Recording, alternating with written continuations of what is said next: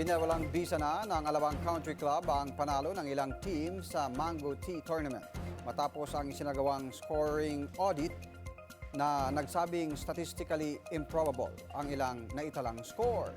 Sa isang resolusyon, nagkaisa ang board na bawiin ang titulo ng overall net champions na sina Ronin Leviste at Darren Flores, pati na ang Divisions 3 winners na sina Luis Raymond Elre Villafuerte at Edward Francisco.